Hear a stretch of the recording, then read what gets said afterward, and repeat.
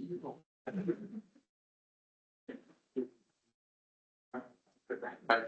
anybody know anything about?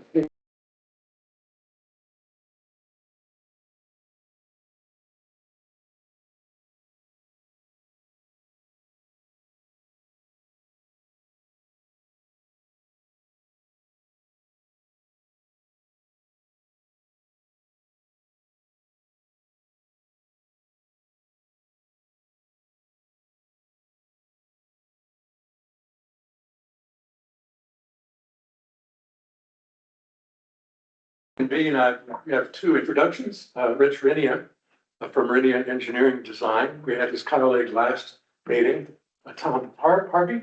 Yeah. And they will be working with us as our consultants. Welcome. And I'm especially excited to introduce our seventh and final appointment to the board, Dr. Sarah Black.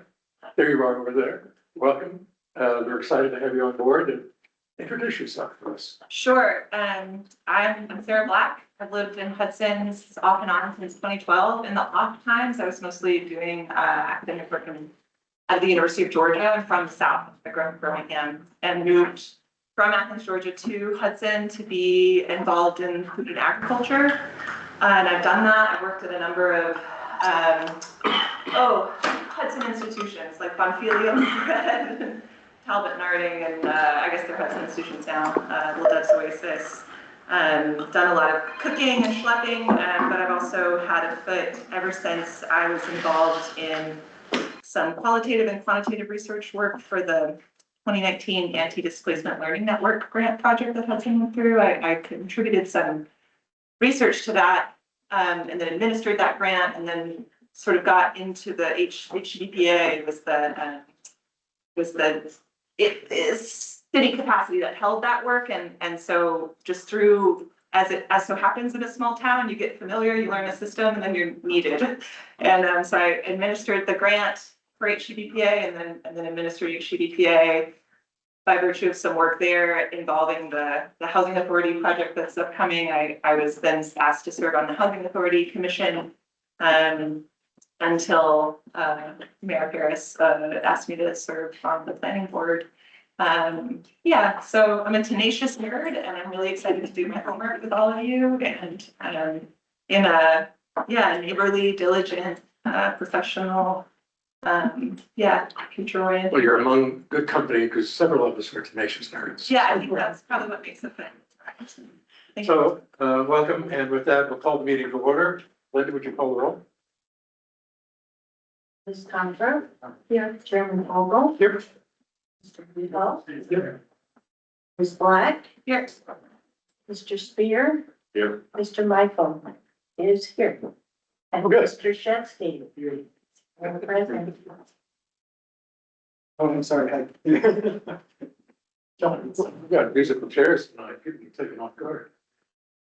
This is going to be an interesting meeting. We have two public hearings scheduled for tonight. And just a couple of house rules on public hearings. The tradition has been to limit comments to 3 minutes. It's not to limit public comments, but it's to provide equity, that not anyone gets more time than anyone else. And B, to make sure that anyone who wants to speak has the opportunity to speak.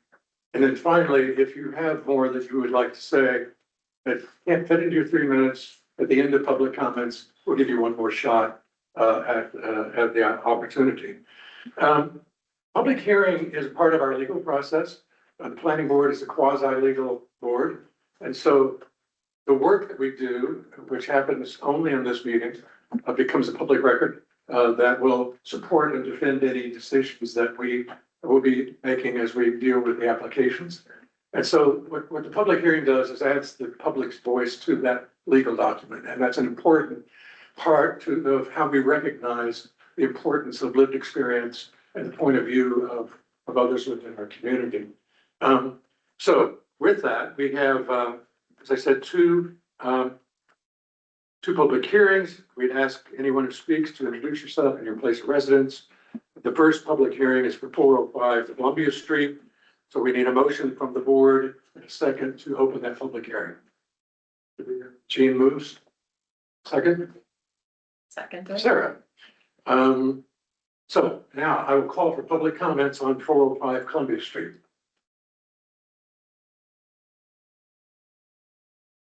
Any public comments, 405 Columbia Street? Being none, then do we need action to close the public hearing? Yeah, as long as it's been open for at least 1 minute, which I think it has been. Let's say it's been open for 90 seconds. So a motion to adjourn the public hearing is in order. Just procedurally, it'll be closing the public. What did I say? Adjourn. Sorry. Oh, here's. What was it again? Closing? Close. Okay. I made a motion to close the public hearing. Thank you, Jay. Second?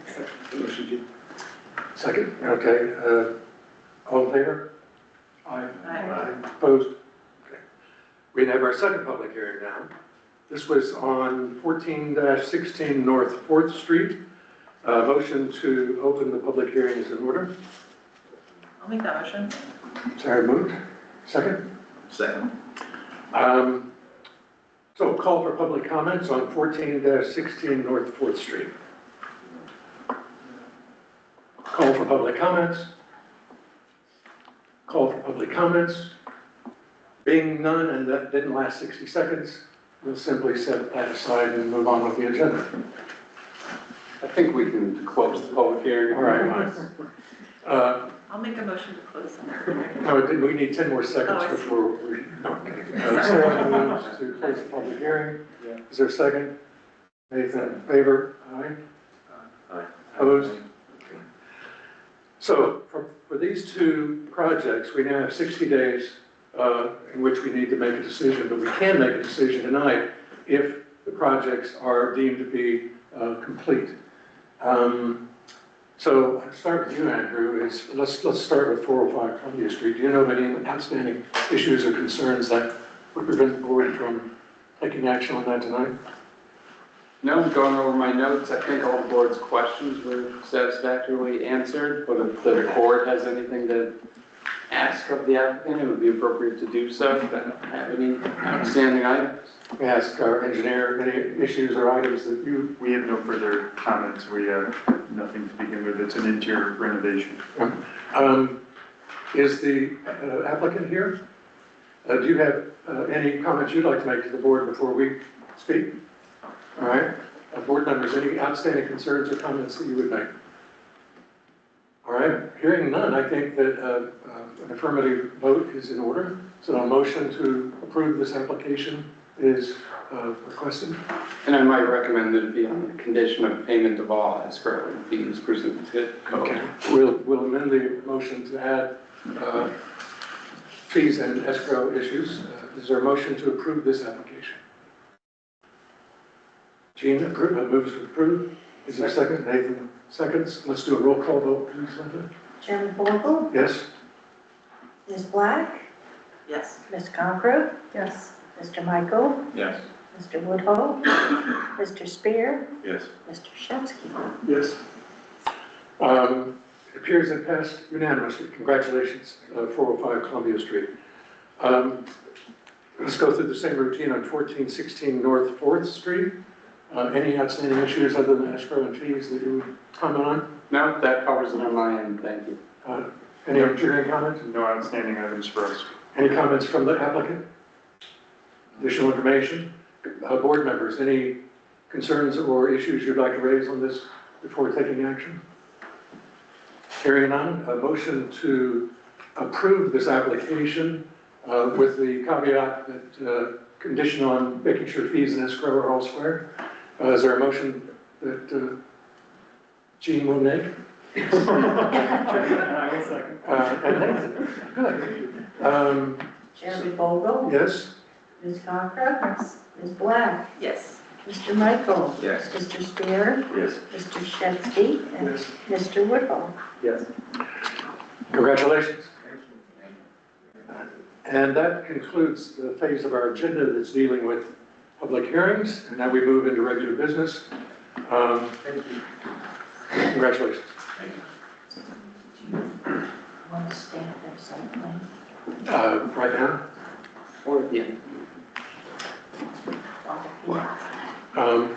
Walter? Walter? we flag them down? Do you want me to flag them? Walter, Do we adjourn to do that, or do we just keep the meeting going?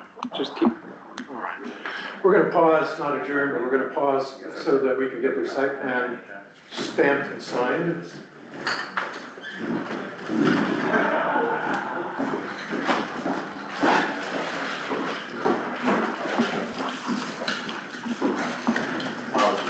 I'm sorry, we changed our mind.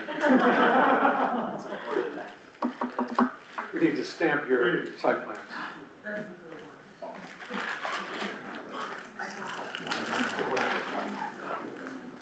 Would it be possible to set up time later this week?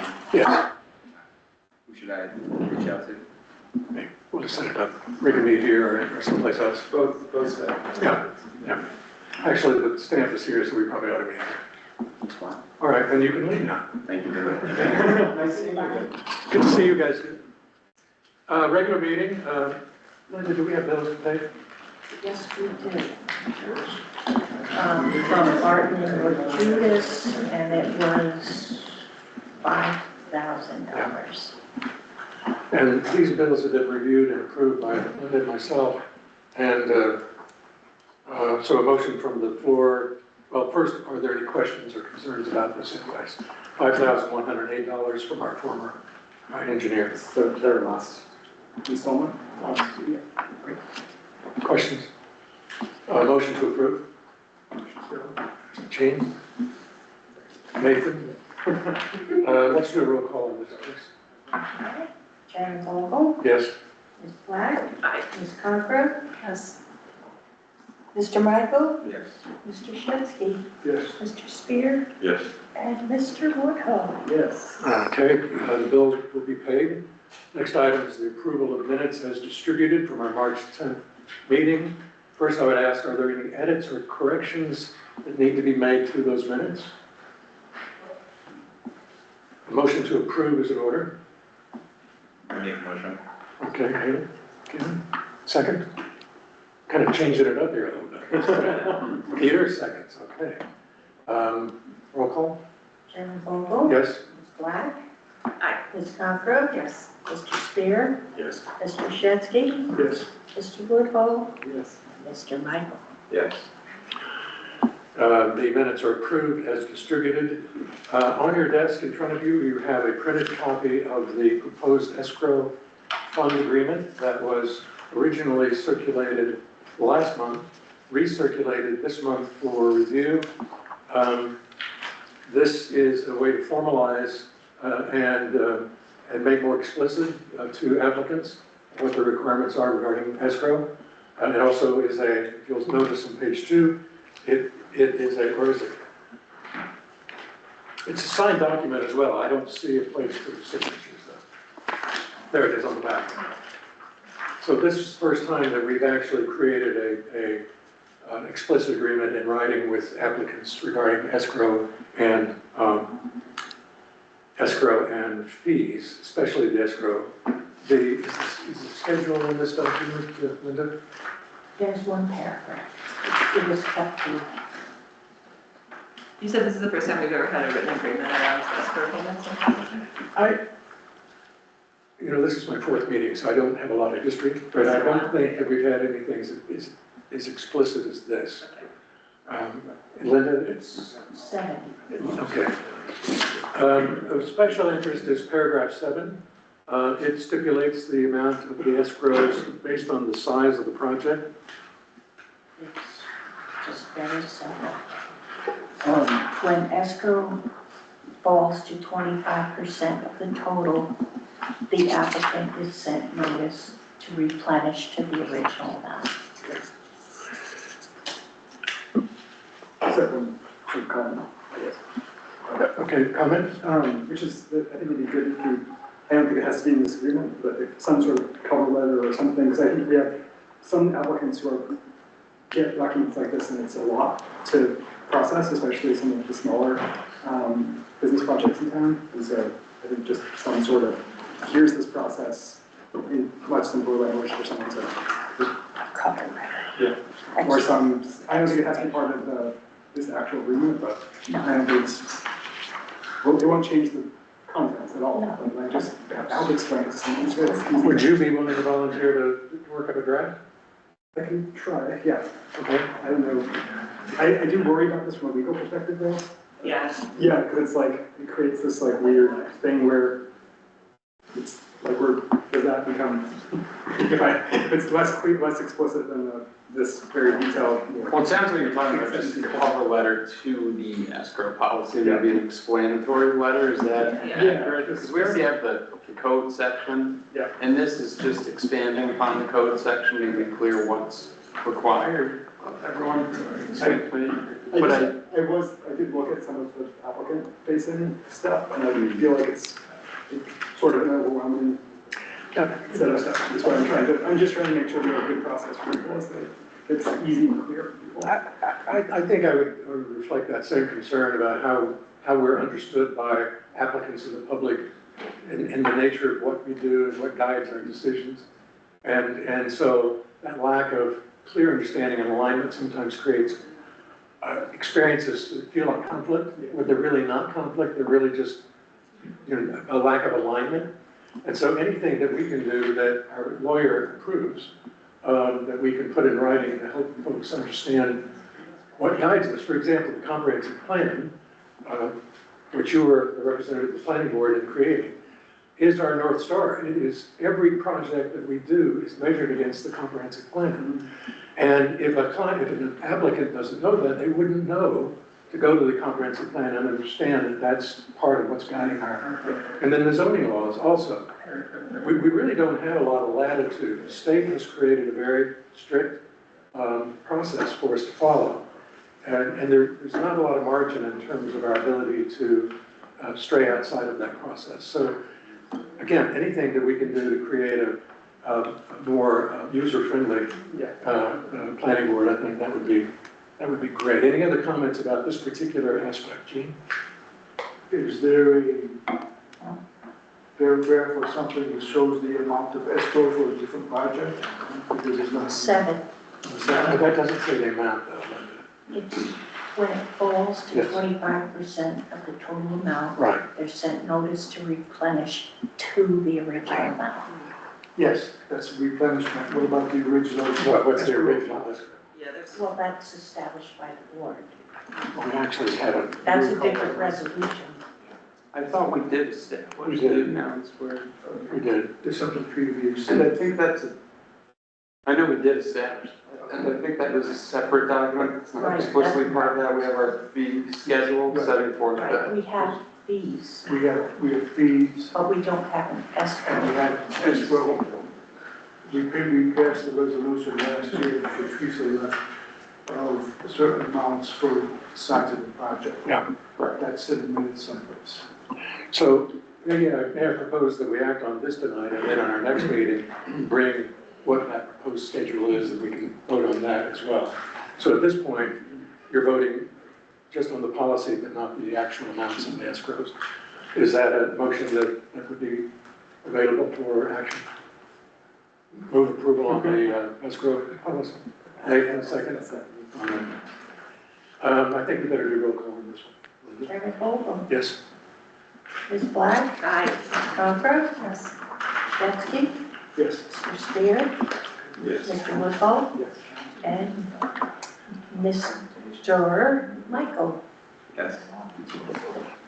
Okay, so it passes. Congratulations. Thanks, Linda and Andrew, for putting in the work on this. We also coordinated closely with the city, the treasurer, the city clerk, who also are involved in the financial side of our business. So it was a good effort, cooperation between the city and the planning board.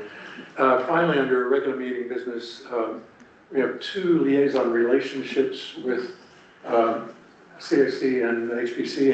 Any activities to report since your last meeting? I did go to the CAC meeting, and we did have a discussion about process. And I think the process we sort of informally settled on is that we will, or I will, I guess as the liaison, send them a note if there's any project that feels like it has an environmental component. They will, during public comment, submit that public comment. And that would be their proposed interaction with us. Okay. So just to clarify, that won't be a formal? No. Okay, I don't think, it'll be part of the public comment process. their understanding is they do not have the legal ability to make a formal. Right, we can't just refer matters to them, but they can provide it. We will invite comment from the public and from. Understood. Yeah. Thank you. Okay, we move into old business. Our first project is Gigi's Wine Bar, 76 North 7th Street. In the planning board portal, we see that a review from the county was posted, which was a next step. For us, I guess first I would just ask, are there any lingering issues from a legal point of view that would prevent us from taking action on this applicant? Not necessarily, I think we just want to address the county's comments with the applicant here, make sure they're willing to address those in their potential site plan approval. Yeah, absolutely. So I took a review of it earlier today. I believe the comments were related to proper licensing with DOH, licensing with the liquor authority, and was there one more on something? I believe it was a sign posting. So naturally, if we're going to comply with all licensing requirements, we can share that with the board once that's all in hand. With regards to the signs, we can certainly share another submission or an update regarding those. I mentioned as soon as possible, I can reach out to the engineers and such. Do we want to make a conditional approval? If the board was to proceed to act on this, I would recommend we include that as a condition of approval in tandem with the payment of fees and escrow. Okay, so I think we're ready to take a vote if the board is interested in approving this application with the provisions that Andrew mentioned. Is there a motion in support of the discussion? Which project is this? Gigi's Wine Bar, Gigi's Wine Bar. 76. Okay, I got it, thanks. Any discussion from the board before taking the motion? Can I just ask for Discussion. clarity, it's specifically just the, what we're approving is the change of the, from to an eating and drinking establishment, is that where, how we were? Sorry. Just for more detail, since you're Yeah. first meeting here, it's a depot district, but it's Right. within the building, so it's currently a vacant space. It's like from retail to eating? Yeah, exactly. It was initially approved for retail, the building inspector wanted us to get this specifically. Good.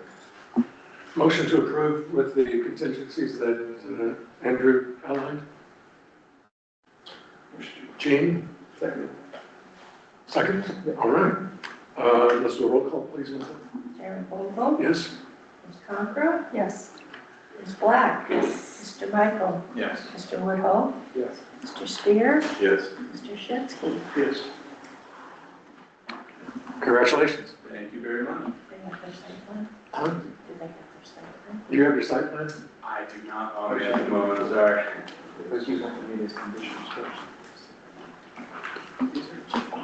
Our next whole business is 360 State Street. I believe, Rich, you have engineering comments? Would I reach out to you just to schedule a meeting later? Thank you very much. So this is the adaptive reuse project, and we took a general look at everything, what had been done before, and then and trying to jump into the middle of this here. So we, at the front of our letter, we took a general look and outlined what had been done previously, and then we jumped into some specific site plan comments. One of the bigger things that we're looking for is to see a lighting plan, an actual foot candle plan, because I think the board would be interested with the glare might be on that. Also a limit of disturbance to show that on the plan, and that would be on the erosion control sheet. And then also to see parking calculations, just to ensure that there is sufficient, that the math works out, that you meet the code for parking. And then for the water and sewer capacity, we take no issue with the calculations, but it does show that there's going to be an increase. So you'll need to go for the extension on that because you're over 2,500 gallons a day increase. So that's pretty much our general comments. Any comments you'd like to make? Yes, please, if I could just address it very quickly. I don't know if you received the zone change was filed with the Department of State, so that is on the books. The SHPO the applicant is working directly with SHPO on the improvements to the interior of the building, so we'll follow up with that. Water, sewer, understand, acknowledge the approvals that we need. For the site plans, you had 4 comments. One was any existing easements, which we believe are none, shown on the survey.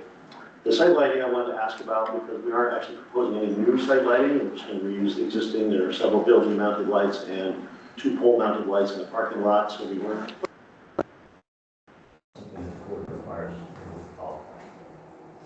And then limit of disturbance, we've got just over half an acre, but we can add that to the plan certainly.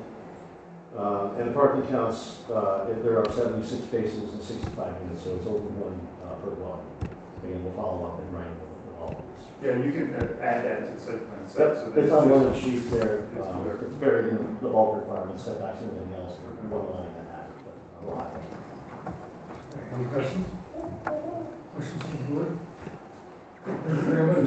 Possibly be referred to the county, and then we have to get a county referral, it's a good time for that. Yeah, we can refer this. Going forward.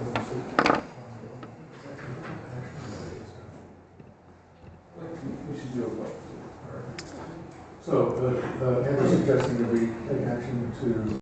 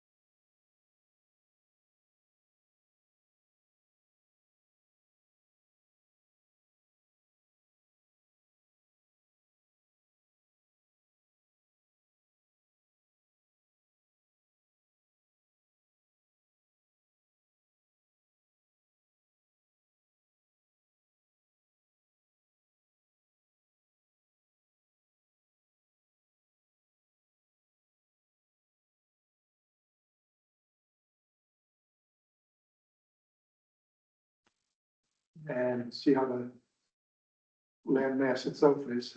I mean, we got pictures and stuff, but sometimes that doesn't cut it.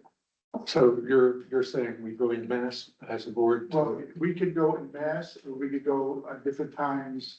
Sure. With, but if you go in mass, we can't speak for him another about the project. Right.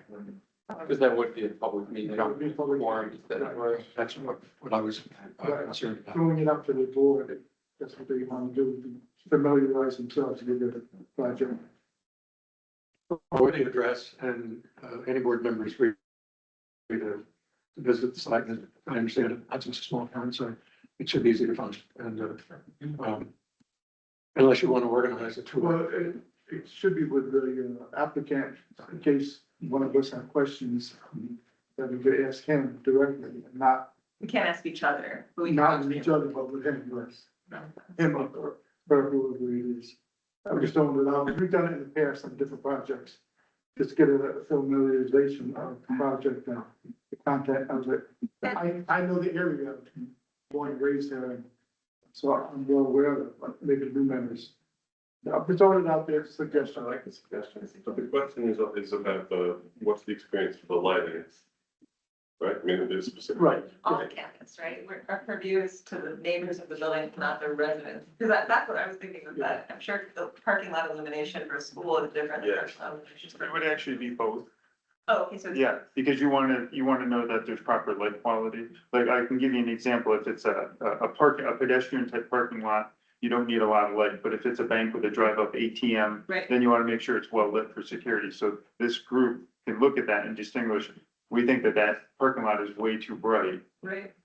because it doesn't need to be lit up that bright. That And, bright. and then also you want to look at how it affects the neighbors as well, too. Yeah. So I could make a suggestion that after we adjourn tonight, we stay back for a few minutes and look at our calendars and see if there's a time we could go, and then maybe Linda, you could reach out to the applicant and see if you can get something scheduled, and I'll be happy to help with that as well. So with no objection, we'll plan on wrapping this up by calendaring after the meeting, so don't run out. And let's just see if there's some dates that work for us. I kind of think it might be better if we did it in small groups so that we're not potentially having the appearance of violating two or three. You can't do four. But we can do that. Four is a quorum, so, Just make sure that the Well, lights are on. you can do, yeah, you can't do 7 members, but you can't discuss it amongst yourselves. You would have to notice it if there's a quorum there. It Yeah. does go. But smaller groups, fine, individually, it's, if you want to meet with the applicant, you can meet with the applicant, or you go down yourself, day or night, if it's late is an issue, or of course, you want to go down there at night. so I hear the following, let's not make it a quorum. I want to avoid any appearance of impropriety, but, Peter's gonna check out, make sure the lights are turned on. Sure, it's on my way. And we're gonna stay after and look at our calendars, if you're interested in visiting the site. If you're not, you don't need to stay. Is there any further discussion on this project? We're moving on now to the last bit of public business, whole business, I should say. Before I invite comments from the applicant, I'd just like to say that this is an important project, not only to the parties that are involved, but to future generations of Hudson residents. And so we exercise our obligations with great concern and care on the planning board. And I found the last meeting to be unsatisfying for a variety of reasons. I didn't feel that we accomplished, either side accomplished maybe what we would have liked to have accomplished. And so I reached out to the executive director of the Hudson Housing Authority and asked for a meeting with Jeff. I felt like we needed to get our expectations a little bit more closely aligned. And my hope was that it was just kind of a communications issue, and I believe it was. So we had a constructive meeting, talked about the process going forward. I identified for Jeff that there are still 4 remaining steps in this process, one of which we will initiate tonight, and that's the seeker process. Once we've satisfied the seeker process in the May meeting, we will have 2 elements in the agenda. One will be a comprehensive design review, and then the second will be the engineering letter review that was submitted to our portal today from the applicant. So everything is in order and ready for that particular step. Following that will be the public hearing and then finally board action. How long that takes is a little uncertain because we have to successfully complete each step. But given what I saw in the last week between the HHA engineers and our engineers, there was a lot of really good problem solving going on between those 2 groups. Last Thursday or Friday, we discovered some incomplete, is that a fair way of putting it, incompleteness in the record? Yes, on the EAM. That would have prevented us from starting the seeker tonight. But our engineers were in immediate contact with HHA engineers. They worked between Thursday and Monday to get those issues corrected so that we can now move forward with the seeker. That, I believe, happens because people are communicating, people are reaching out, and they're problem solving. And I really appreciate the attitude on both sides because that would have cost us another month of time had we not discovered that. and had we not been able to resolve it so quickly. And then the board, I made an exception because usually we say you have to have materials 2 weeks before a board meeting. But this was a discovery that was made late in the game, and it was addressed in a professional and immediate way. And it's allowing us to continue to carry on our work. Another thing that Jeff and I talked about was the fact that HHA's architect is unclear about what we're looking for in terms of information to make a determination about the project. So in our conversation, Jeff and I, we determined that maybe the best next step would be for us to put our questions in writing and submit those to the applicant so that they would have time, a month, to really thoughtfully go through those questions and then come to us with a more comprehensive presentation rather than us peppering them with questions. And talking about design is difficult because as lay people, we often don't have the right words or the right way of describing what we are trying to communicate. And architects have a whole different language that we don't have, that we don't use, just as engineers do. Oh, and lawyers. So what I put before you all last Thursday was a set of questions in your email. And I asked if anyone had any additional comments to, or had content or questions you wanted to add, to please let me know. I had 2 board members contact me with additional content that they were interested in asking about. So I sent this afternoon the updated questions to you in your email. And then I have a copy of that on the desk in front of you now. I'm asking that you approve sending these questions to the applicant. But it's not cast in bronze. I'm sure that it will evolve and be refined a little bit over the next few weeks as the architect looks at the questions and may want to seek additional information or may want to see if he can amend our questions in one way or another. So I guess I'm asking today for the board to approve, on behalf of the board, approve the distribution of these questions to the applicant. First, I'll just open it up if there are any questions or discussion. Just so you know, our attorney has reviewed the questions. They're all comfortably within the range of questions that we're authorized to ask and topics that we are within the scope of our assigned objectives. Any questions or discussion about? Is there a motion to approve the? Yes. Is it, I'm curious about the comprehensive plan alignment, which is as a new member. Do we normally ask applicants about their relationship to the comprehensive plan or to, I think I'm like the 3 most important ways. I might even just ask to identify the most important ways or the ways. That makes me think about it being a teacher. I don't know, it might be a little. I'm just curious about that standard. Is that normally how we engage? No. I mean, this is my 4th meeting.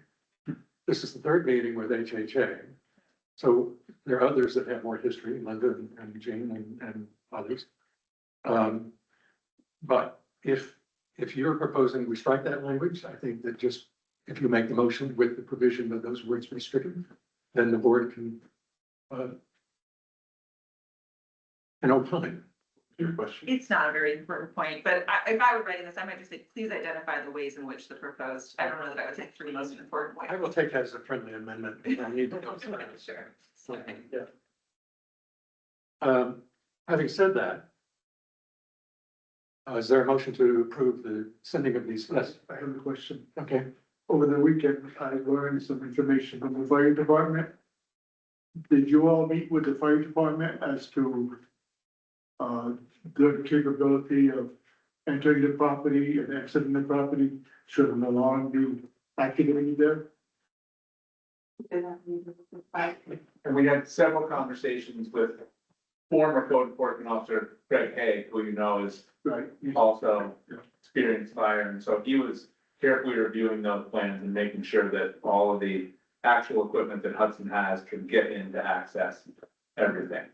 Okay. But yes, we had those meetings with them. Who's saying that? You had a meeting with the current fire chiefs? We have Or representatives? and No. the police and fire department, and yes, we have a meeting with all of them. And did the fire department have any problem with access to the property? Or Marshall's property? So they let us know the access that they needed, Okay, and, we agreed to it. and you agreed to, Yep. okay. All right, Okay, let's return to the topic. Are we ready for a motion to approve the architect questions? Peter, yes. okay, Jean, seconds. Roll call, please. Aaron Vogel, Yes. Ms. Black, Yes. Ms. Bamford. Yes. Michael, Yes. Mr. Woodhull. Yes. Mr. Shetzky, Yes. Mr. Spear. Yeah. So before we start our secret process, I'd like to invite Jeffrey and your colleagues to make comments. Sure. Thank you, everybody. Thank you, Lon, for having us back. And I just want to thank you for your leadership, identifying the bottlenecks in this process and trying to make sure that we are cooperative and cooperating and communicating and just making a fair process. That's all we're asking for. Yeah. It is, as you know, and I'll say it over and over again, a very important project, near and dear to many of us in the city. It is important that we make it through the hurdles. And so I just appreciate, you helping to make those efforts clear, what we have to do so that we can have a fair shot at it. Thank you for your leadership. Good evening, my name is John First, I'm the Land Use Council for the Hudson Housing Authority. So thank you, Chairman, and thank you to your new planning board engineer, who really stepped up the last week or two, trying to catch up with this project that had been kicking around for over a year or so. We appreciate the feedback, those revisions we made to the EAF will hopefully allow the board to start the discussion on SECRA, because we would like to kind of get that started at least and kind of figure out where you guys stand, what additional information you may need with respect to our engineer comments that we have submitted to your engineer on Thursday and were just uploaded on the portal. They were just brief answers. We realized that more details will need to be followed. We are waiting on a couple of things. I know one of the things our engineers are looking for are some comments on the drainage when you get a chance, but that'll help us kind of answer some of those outstanding questions. So that would be great if we can get that, and that way we can hopefully provide as much information as we can towards the next meeting. But we've made a lot of progress the last couple of weeks. We did make some progress last meeting. I don't think it was a total loss, but I agree we're all a little disappointed. We did make multiple submissions in response to some of your feedback. We had a letter from the architect talking about the renderings, which I know you guys are gonna generate some more questions. We obtained a letter from the CEO confirming that the entire main parcel is all zone GC, or there are certain sections in their code. So I think that resolved a lot of the old engineer's comments, kind of went away with that letter, but obviously there's still some stuff remaining. We received an email from SHPO with respect to that there's no impact with historic resources. And, and the HHA provided its own letter because we knew some of the board members were new, to let you kind of know the background about the project, how long they've been working on it, all the financing that's involved. We got to coordinate all of this with the state, which isn't always easy at times. So I want to thank you guys again for hearing us out. And, without further ado, let's dive into the secret. Thank you.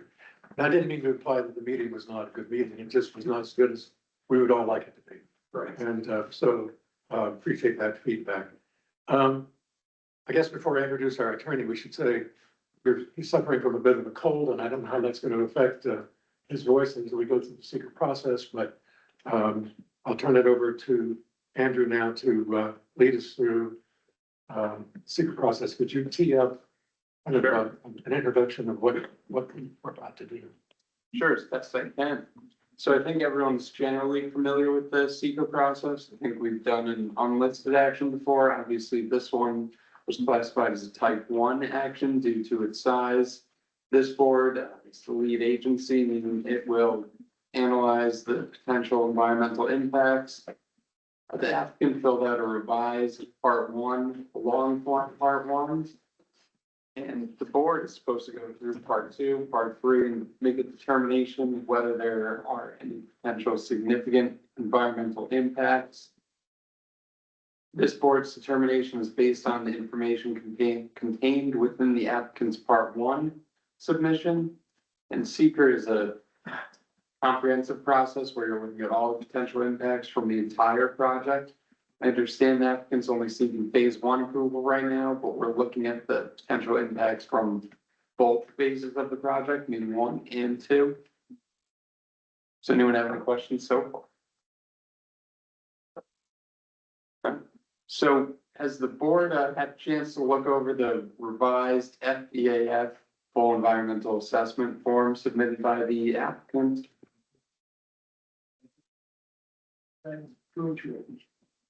As we go. So since most of the board has, I think it would be appropriate for us to start looking at the part two, identification of potential environmental impacts. I'll just read a little bit from the section to bring everyone. Part two is to help the lead agency inventory all potential resources that could be affected by the proposed project or plan. And part two, the form identifies the most relevant questions in part one that provide information needed to answer questions in part two. So this has, I think, 17 potential impacts on land, geological features, etc. We'll go through them. You start out with the initial question. Will the proposed action, we'll look at part one, impact on land. Does the proposed action involve construction on or physical alteration of the land surface of the proposed site? And you can answer yes or no. And then if you answer yes, you have to go through and we'll answer subparts A through H. And in that part, you'll determine whether no or small impact, moderate to large impact. As we might remember, no or small impact, we move on. Moderate to large impact, that opens it up for more board discussion. Barring any other questions, I think we can get started. So does the board, for number one, impact on land? Proposed action may involve construction on or the physical alteration of the land surface of the proposed site. The options are no or yes. And that directs you to go to part 1D1 of the EAF submitted by the applicant. It does have an effect on the property. Yeah. On the land, because they're going across the street and the building. So yes, that would be yes. Great. Would be, I'm particularly interested in the brownfield of the site across the street and like whatever things are disturbance of that land in particular. Yeah, and there's actually a section where they report that that's under each, one of the numbers on page 10, but there is a specific list, and we have that as a question as well. So since we answered yes, I think if you don't have an objection to somebody's recommendation, then that would count as a general agreement. Yeah, I think something like that's a fact. It's a disturbance to the land. Okay. so since we answered yes, we'll go through A through H. The proposed action may involve construction on land where the depth to water table is less than 3 feet. And that directs you to E2D. I think not seeing before on the board. Yeah. I just see part one. Well, I don't know that part two is uploaded because that's the board contains that document. But it would be good for everybody to have Yeah. have a copy of the file. So if you're on your laptop, you can Google quickly on FBAF long form part two. That would potentially save my voice a little bit. I'll say. That's helpful. Okay. Do we know? You know where the depth to the water table is? So if you look at that question, that tells you to look at E2D, and that brings you back to the applicant's full EAF form. And you scroll down to E2D.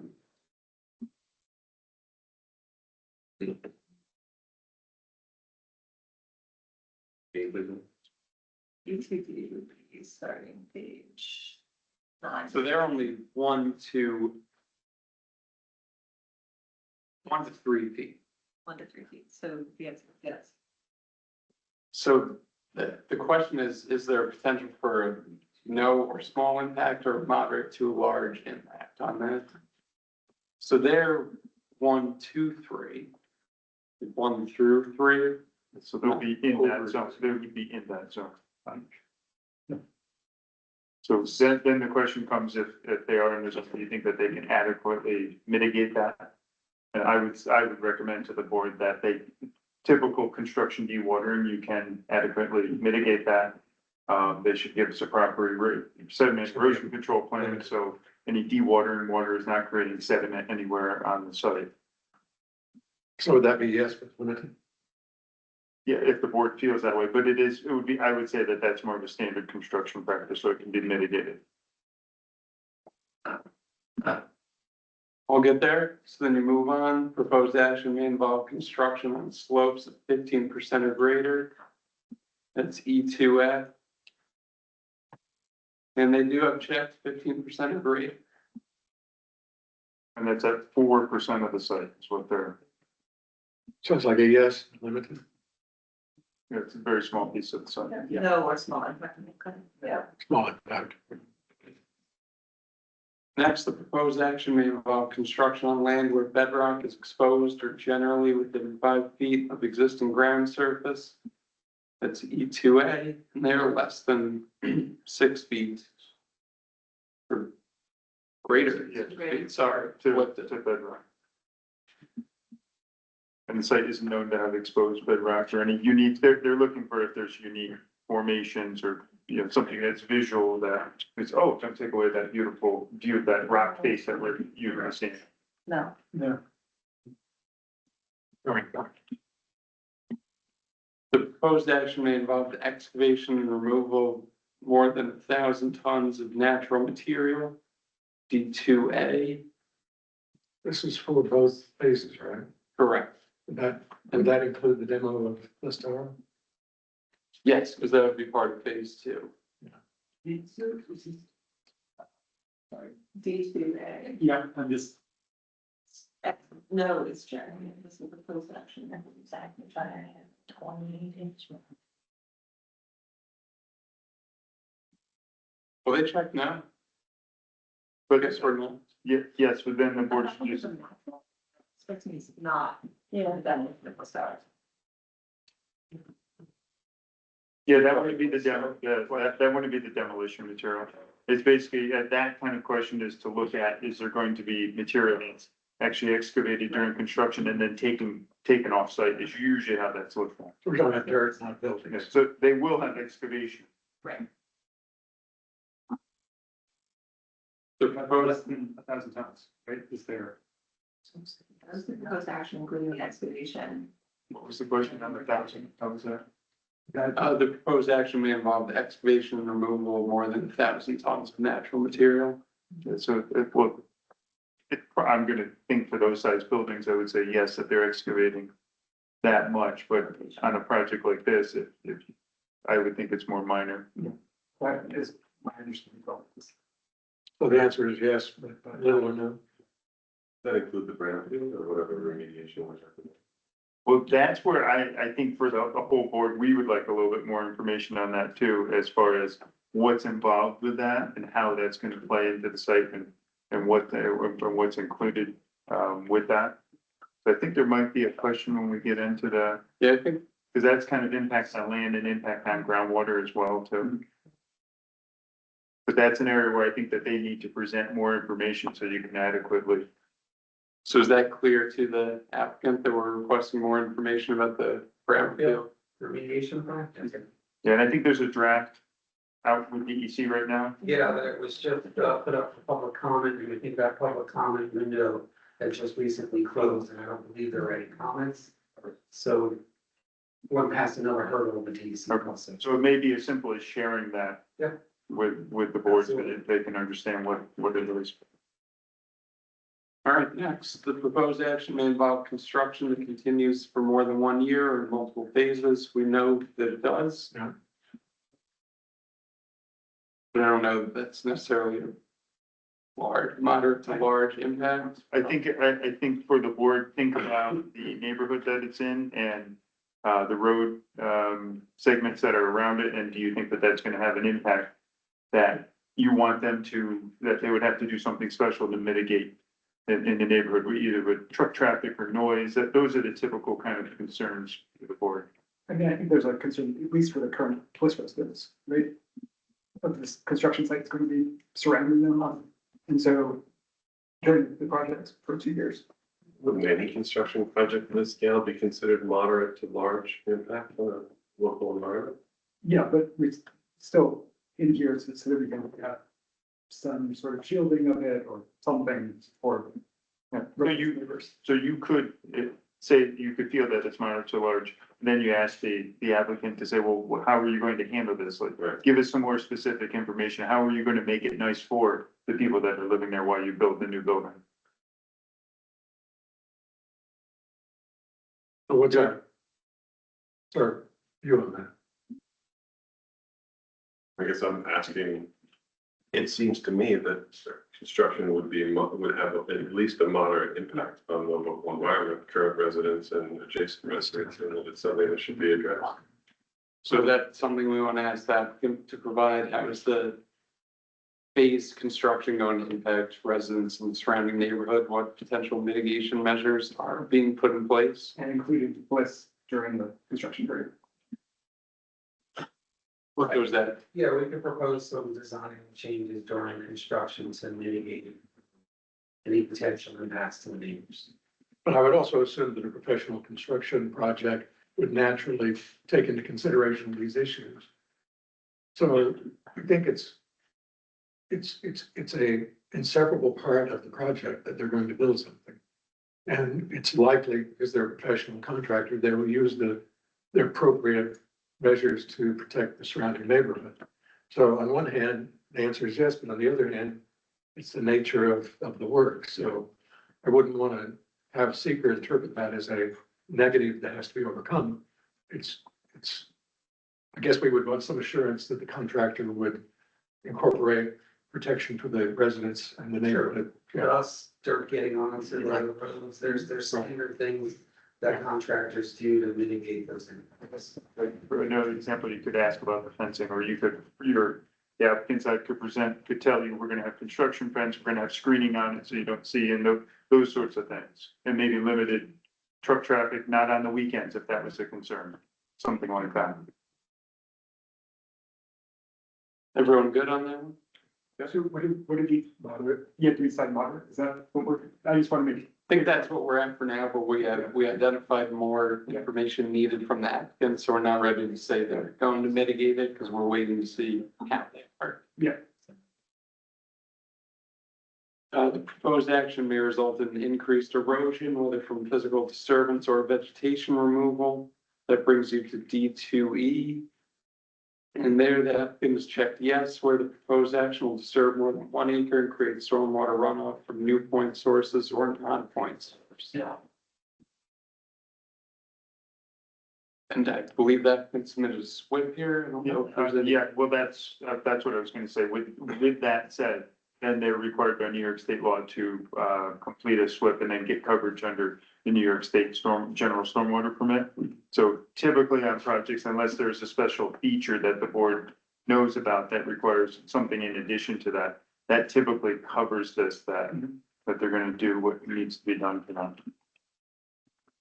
So just for clarity, what's the status on that permit? That's been submitted. The SWIP plan has been submitted. Yeah, so I believe we submitted. Yeah, I think that's where you asked for us to Yeah, give comments on we're the just street. waiting on some comments. So you're just waiting on comments.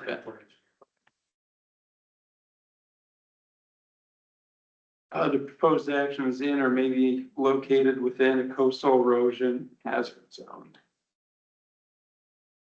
That brings you to B1. I think that's checked no. Yeah, which also seems correct.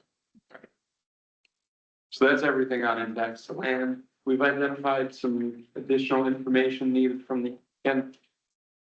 Unless there's any other comments, but we can move on to impact on geological features.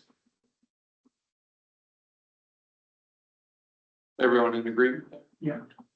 The proposed action may result in modification or destruction of or inhibit access to any unique or unusual landforms on the site.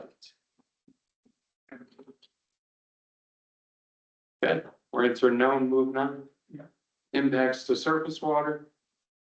The proposed action may affect one or more wetlands or other surface water bodies, example streams, rivers, ponds, or lakes. Say no on that. You know, possible, in fact, I think at the bottom of the slope, below that, there's a stream or wet area, like at the bottom of this slope behind. On the north side of State Street Yeah. now, behind Trace Nesta and. Yeah, it's basically behind where that strip of stuff on Riverlands. Mill Street. What? Mill Street, at the bottom of the hill? Yeah, Mill Street. Mill Street is at the bottom of the hill, Side time. between Mill Street and State, basically. There's The hill a, goes down and there's just a ditch there. there's a ditch, which It's not classified as a wetland. yeah, okay. That was my only, that was the only thing that came close to it. Okay, that's a no. Impact on groundwater. The proposed action may result in new or additional use of groundwater or may have the potential to introduce contaminants to the groundwater. I would say, looking at that, there'll be a municipal water connection, and then the stormwater pollution prevention plan comes back in to play there as well too, because in any of the surface pollutants, that's designed to treat any of the runoff, anything from vehicles, that sort of thing. So that's integral to that question as well. So I would think that that's a no. We all right with that? Okay. Impact on flooding. The proposed action may result in development on land that are subject to flooding. Not in the budget. Unlikely. Okay, It's a no. moving on. Impacts on air. The proposed action may include a state-regulated air emission source. No. So we're entering that. I just have one question on the brownfield. I guess it's a better question for you. Is there any potential risk there with, like, we stir up a bunch of like former, oil soaked soil? Volatile, Yeah, like some sort. That's something that they would have to control during the process. And then seeing that plan would actually let us know what they did identify that's there, that DEC is looking. Yeah. In the demolition of Bliss Tower, there are materials in the tower that might fall under this category. Yeah, so it's like, for example, asbestos. Example. Yeah, so for example, on something like that, there's state law requirements, state health department law requirements, where they have to actually do required postings and they have to do air quality monitoring. So once again, I think that this, if it's under these items for the demolition and cleanup, then they have to follow state standards. But this is about an air emission source, if they were building a. Yeah, this is more, factory. yes, if it's a factory or, Emission. but- yes. Or was it some sort of a food processing plant and it's gonna fill the neighborhood with the smell of cupcakes or coffee or something like that too, which the board could talk about, that would be wonderful or not wonderful. I like the cupcake idea. I used to live near one different factory. It does get, You could smell the bread. it gets annoying after a while. All right, back to business. Okay, impact on plants and animals. Proposed action may result in loss of flora or fauna. No. There's no endangered species, something like that, as far as I'm aware. Impact on agricultural resources. The action may have impact agricultural resources. No. Impact on aesthetic resources. The land use of the proposed action is obviously different from or in sharp contrast to current land use patterns between the proposed project and scenic or aesthetic resource. No. What is that? Can you say more about that? It's an improvement, right? It doesn't change, it doesn't obstruct the view of the river or something, right? It's not. And I think that, and the important, like, a really important, like, phrase there is in sharp contrast to the current use, yeah, which is We're currently. lowering the Yeah. building. Yeah. What's an aesthetic resource? Like a view shed. Yeah. So moving on, as long as we're all good there. Impact on historic and archaeological resources. Proposed action may occur in or adjacent to historic or archaeological resource. And I know that it has got the SHPO letter in this There regard. was a no impact letter issued by since the last meeting. For the entire project. For the entire project. Yes, yes. Put a no and moving on there. Impact on open space and recreation. Proposed action may result in the loss of recreational opportunities or reduction of an open space resource as adopted, as designated and adopted municipal open space plan. I did have a question on this one, which was the current number of spaces, playgrounds and recreation space, open space. After the project, what's the change, like net change in recreation space, in the current versus, yeah. Right, so I'm not sure if we have I know for at the end of phase two, there's gonna be a large recreation area. Yeah. In the, courtyard, courtyard. And so, yeah, I mean, this whole thing is by the end of phase, like seekers evaluating at the end. And so like whatever the change, yeah, I mean, I couldn't tell you the percentage of space that they currently have for recreation amenities as opposed to what they're proposing. I can't tell you off the top of my head, but we can get you a ballpark for next meeting. Can you show that it's not decreasing? Yeah, I think it's definitely. It's an increase, definitely an increase. Recreation. Is there a basketball court in this? In the new design, Yeah, I mean, it's proposed. it's proposed, yeah. But what you have now is a basketball court, a kind of racquetball wall. So there's gonna be grass and like the elevators that have been included in the site plan. I guess I just want to make sure, given there's, I think a playground currently in the low rises, and we have. Yeah, There's a playground on the rise and one on the State Street side by the smoking museum. But they're small for playgrounds in comparison to what we're going to create. Okay, good. Impact on critical environment. Sorry, did that answer your question? yeah, I mean, I think it'd be great to know, like, just get final assurance that there's not a net decrease, and I guess it's. What is the? Yeah, I'm fine with this, saying yes, or the no impact rather. We'll get you a ballpark number for next week, but I think it's gonna be increased from what currently exists. Okay. Impact on critical environmental areas. Proposed action may be located within or adjacent to critical environmental area, CEA. No. No. Impact on transportation. The proposed action may result in change to existing transportation systems. So like. The, just some of this comes again to check on State Street, or not in State Street, but I don't really consider that now. This is the thing, is that I feel like the applicant has talked in the past about pedestrianizing State Street, but that's not part of phase one, but might be part of phase two still, or correct? Yeah, okay. Which I think is, and so it's the full phase two project, or phase one and two we're evaluating, so potentially so that feels like and the opposite of, degradation of pedestrian and bicycle accommodations. Right. So an increase in pedestrian and bicycle accommodation if it were to happen. I think there's like in general, like an open question here around, given there's, I think, ambiguity about whether that change is actually in the phase two plan. So I would say for purposes of your secret analysis, Yeah. assume that it is. Okay. So that way we don't have to go back in a minute. So there's going to be the property will have more density in terms of residents. Yeah. And that would suggest more traffic, pedestrian, automobile, bicycles. Is that a variable that needs to be Let's in say this question? projected traffic may exceed capacity of the existing road network, which is for sure. The may result in the construction of a paved parking area for driving more vehicles, no. Will degrade existing transit access, no. Will degrade existing pedestrian and bicycle conditions, no. May alter the present pattern or movement of people or goods, yes, that would be if people, although that part of State Street is pretty, And that, yeah, there's no driveways.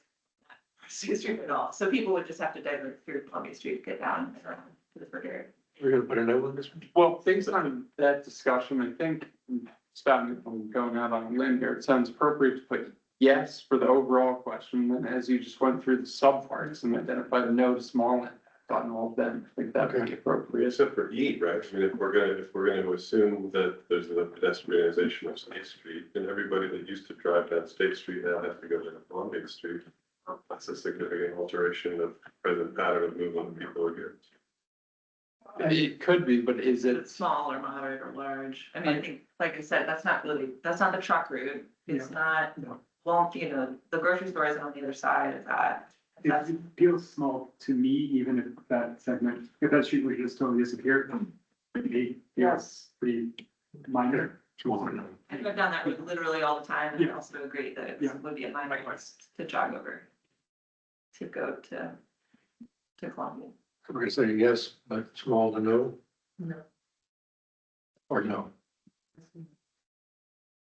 So I have it on yes, and then we went through parts A through E, and it was no to small.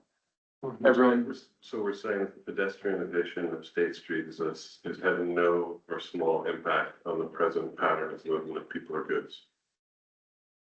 I don't actually know how, what the right process is if we don't all disagree, or if we don't sort of have just general consensus. Is it? Do what we're doing. Yeah, yeah, you can vote. We Yeah, can. just- Yeah, if we're split, put it down to a vote. Yeah. So we Okay. know where we Very helpful. should stand. It's very helpful. So who has a proposed language for us to vote on? Peter, you seem to have articulated a concern. Oh, no, I mean, it's just a matter of, I mean, I like pedestrianization, right? Yes. But if I were to objectively try to describe whether it was small impact or moderate impact, I would lean to moderate impact because you're saying that vehicles can no longer go down that road. But what's the moderate impact? Like, do they have to go way out of their way? Like, Yeah. they're saying that they travel that road every day. I don't, but I have. And they're saying that it wouldn't be a large change to not use that portion of state. So I think that's why they're saying that Right. it's like physically a big change, but Right. not actually when you're driving it. Right, because there's, like, when I think about what moderate would be, I think about school buses, I think about major commercial centers. Yeah. There's not even a driveway. Yeah, there's no one's driveway, there's no local traffic there that would be impacted on the other side. Although that is my preferred way to get to the waterfront, but it's one state take left, but because it's kind of quiet, so. But I would say no to small impact. Do we want to have a consensus around that or vote on it? That's fine.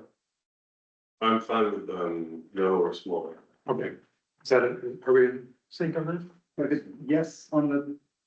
Yes on the overall and no to small impact on the sub questions. Okay, I mean, I don't know if we get to this later, but there is I think a reduction in, or Parking, it's parking, I think is the only. there's not on-street parking there anyway. No, Right. but there's a net increase in number of units, yeah, like, there's a question here on, I mean, if we're just saying impact on transportation, I think there would be a potential impact there. I think it is a small impact in my view, but Well, I see that in section B, right? Paved parking or for parking or more vehicles. We know that. I don't know what our purview is around parking, but I know that, the resident to car ratio is lower in the neighborhood. Yeah. I just have an easy solution here. No matter what you answer, we've already submitted a traffic impact study and a parking analysis, so we've already covered it. So, you know, and we're kind of splitting hairs here, so in an effort to save time, we did parking analysis. I think we even studied the closure of State Street. I have to double check, and there are gonna be some tweaks that the traffic engineer is gonna make for the next submission. But regardless of what you've answered, you've already kind of submitted our response to any potential impacts with this traffic study. All right, moving on, and just to close the loop for that on everyone, we considered the project as if State Street was closed down, and then in the event that it's not, we've already considered the impact, there would be no need to redo it at that point. Impact on energy. The proposed action may cause an increase in the use of any form of energy. Yes. So we'll go through. Proposed action will require a new or upgrade to an existing substation, D2K.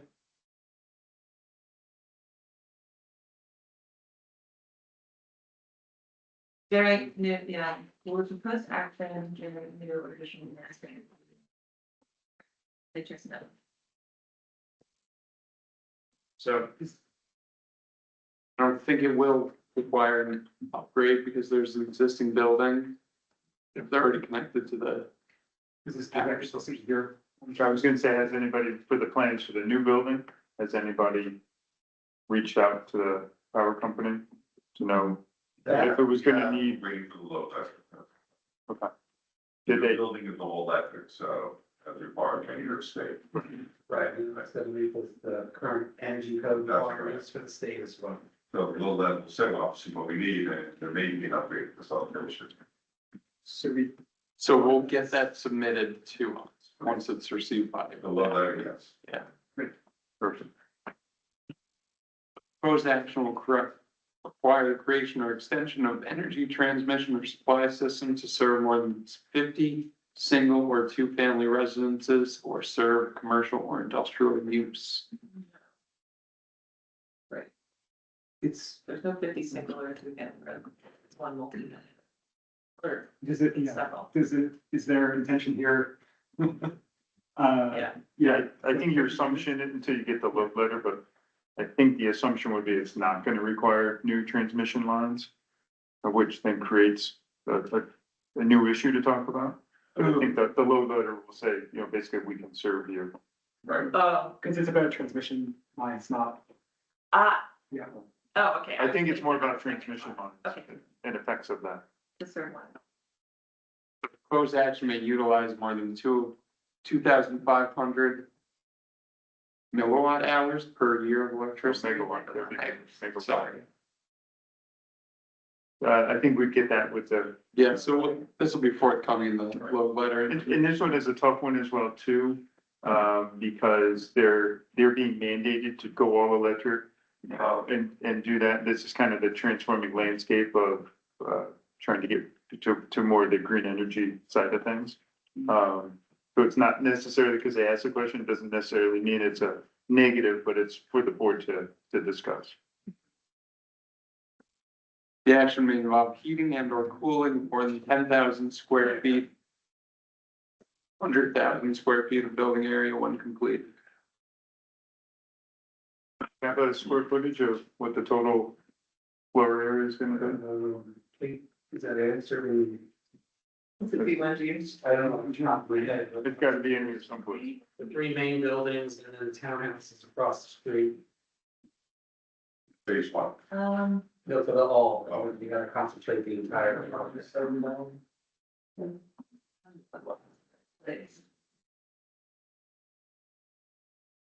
It would be approximately 300,000 square feet. They're all in the, All three buildings. slightly higher than townhouses, what we wind up with. Right, but it's over the 100, the threshold is 100. Something that's, yes. Yeah.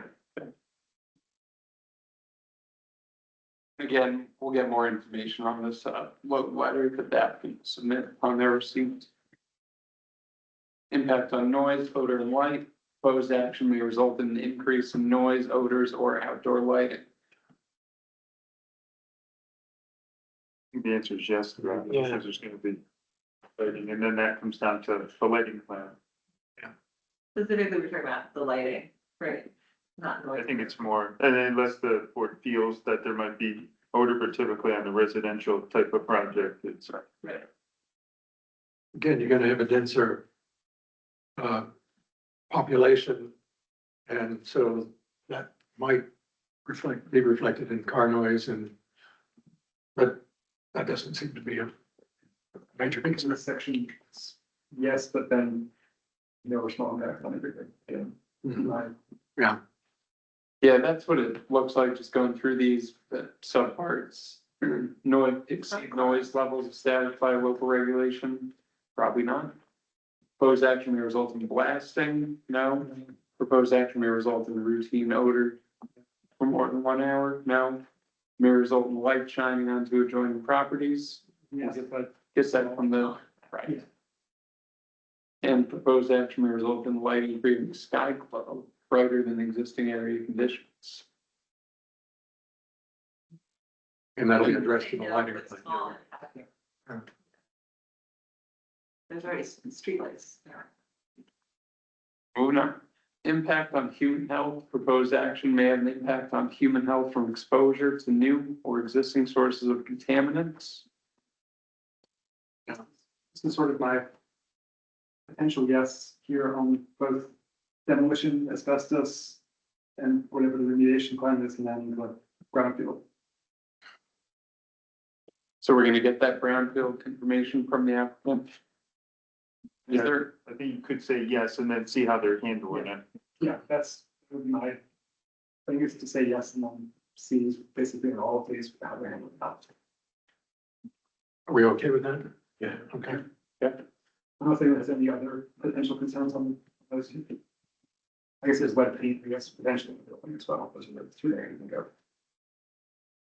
so again, we'll see what that plan to mitigate all those are. All good? Okay. Consistency of community plans, proposed action is not consistent with adopted land use plans. I think you said they checked. It's fine. And they did submit a letter from the code enforcement officer confirming everything's compliant. And then on the architectural, that's one of your questions, but how it aligns. Right. Consistency with community character. Excuse me. Proposed project is inconsistent with the existing community character. Define community. Oh. You'd have to go to the secret hand, there is something in the secret handbook about that. Is it the immediate neighborhood or is it something beyond?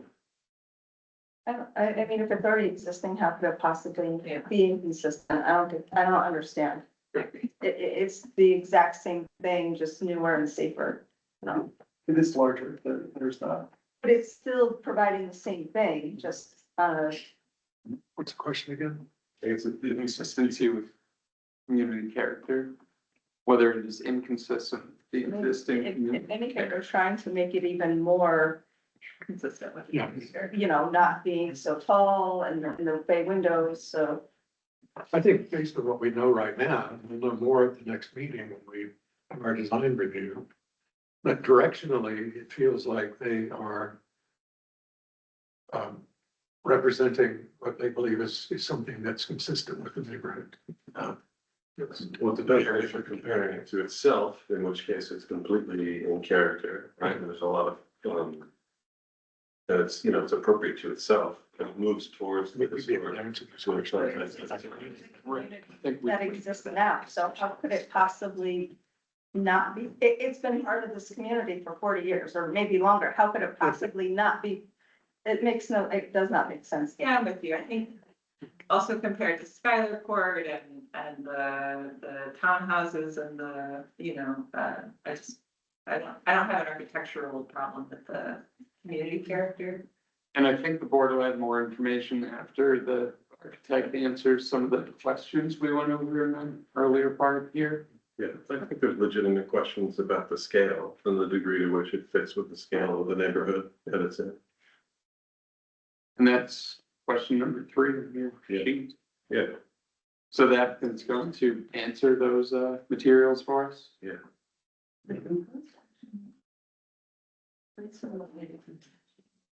It's not historic importance for.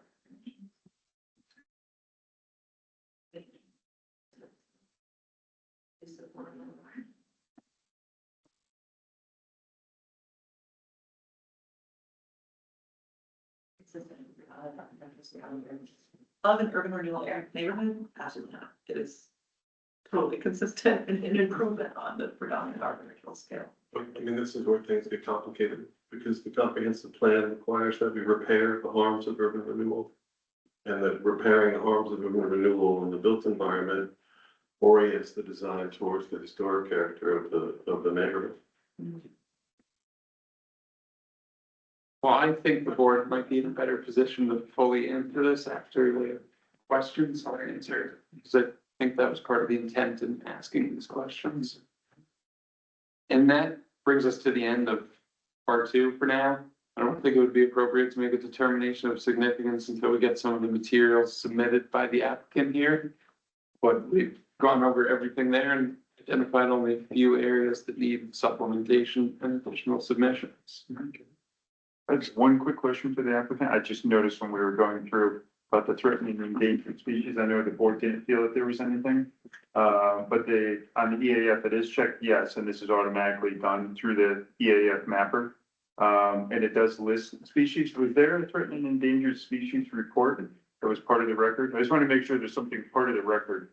I don't think there was an actual report. I hope we finish this next Maybe meeting. because the urban setting. There's a continuation on the next meeting. As well. Joe, the site civil engineer is on remote. Yes, can you hear me? Yes. So has there been an endangered species report prepared or? There is not yet. Assuming because it's in the middle. Was there plans of it, or I'm just looking for some way to close this out, that there was an expert's opinion and the board. It can be done, for sure. If the board, I'm not looking for a lot, but just, it seems like everybody feels it's not, but I think it's cleaner that way. I can't say if there isn't, yeah. It's just, there's a long list here, you know, that includes bald eagle and peregrine falcon and short-nosed sturgeon and Atlantic sturgeon. I'm sure those are, you know, from the river, so you could say, because they hit a data point, but it's just nice to say, we had an expert say, no. Okay, we'll see what we can come up with. But the birds, the eagles, that would be just to say that there's no, I'm not familiar with the existing site right now as far as trees, you know, that there's not a roosting tree or, you know, habitat, something like that. Right, yeah, we're looking for that. So, if the applicant submits responses by the May deadline, which is April 28th, May 12th meeting's deadline is April 28th. And, we have a complete package in response to the secret process, we should be able to schedule a determination in our next meeting. An important next step for the project. As far as the engineering letter, we have, as I said, we have the, I don't know whether it's, my impression is maybe you have more comments on the engineering letter that would occur between now and the next meeting. Yeah, they're gonna actually implement some of the requested changes are gonna specifically address some of the comments. Okay. So there's some comments that are so detailed that, you know, it doesn't make sense for us to address them now. Because usually they're kind of addressed either as a condition of approval or further on in the process. Especially when we get the stormwater comments, because we don't want to go into the engineering detail now. Then all of a sudden there has to be a modification to the site because of stormwater. Then we have to kind of re-engineer all of the details like the handicap stuff. So we're not ignoring the questions. We're just saying, you know, once we get those stormwater comments back, once we realize that the buildings aren't moving, nothing is shifting, because every time you shift the building, it has a ripple effect to every little detail on the project. So we're trying to avoid those little details until we know for sure that nothing is going to be moving or shifting around. So just in terms of the logistics of our work between now and the next meeting, we want to be able to deal with the engineering issues in our May 12th meeting.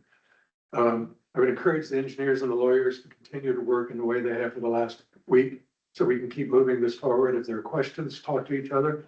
And, but if you could submit your final documents and content by the 28th, that gives us all plenty of time.